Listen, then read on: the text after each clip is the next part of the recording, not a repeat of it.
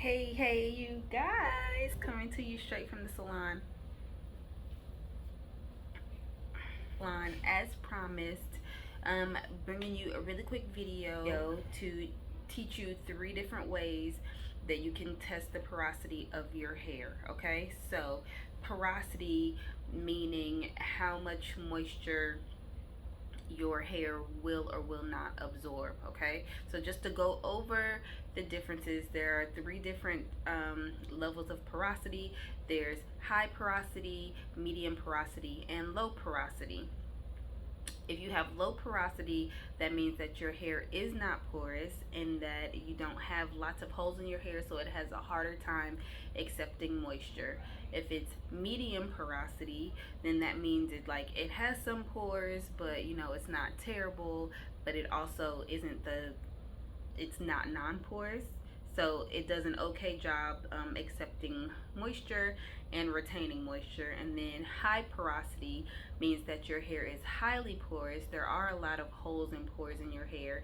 It accepts moisture really quickly, but also has a hard time retaining the moisture because it falls right out because it's so porous. Okay, so if you don't know where your hair falls, I'm going to teach you 3 different ways where you can test your hair for the porosity.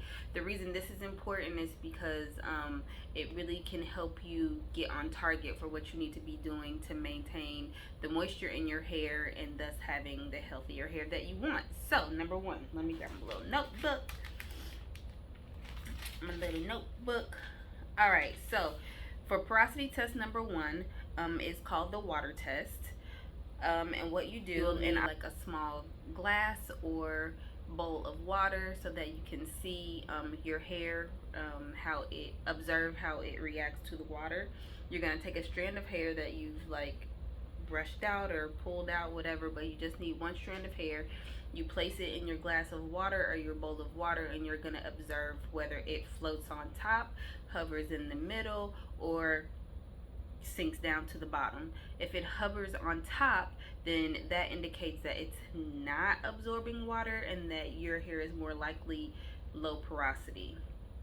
If it's somewhere in the middle, it indicates that your hair is medium porosity, and if it floats down to the bottom, that means that your hair has accepted all of the water into the strand and that you have high porosity. Okay, so very easy for that test number 1. Test number 2 is called the production penetration test.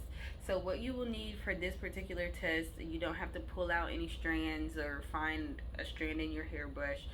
This will be done with the hair that is in your head. So you take a section of hair, hair that is clean, has been freshly washed, and you're going to take a product that is a water based product, but you want it to be like a hair cream or a hair butter.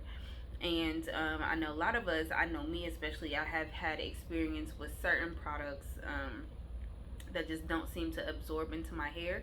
So that's why you don't want it to be an oil based product. You want it to be a water based product, water based hair cream or conditioner, so that you can observe how it soaks into your hair, because the highly oil based products might not necessarily soak into your hair no matter what you do, and it's not going to give an a good indication of the porosity of your hair. So water based hair butter or hair cream, put it on a section of clean hair and observe how quickly or how slowly it absorbs into your hair. If it sits on top, doesn't want to absorb in, then that'll be an indication probably that you have low porosity hair.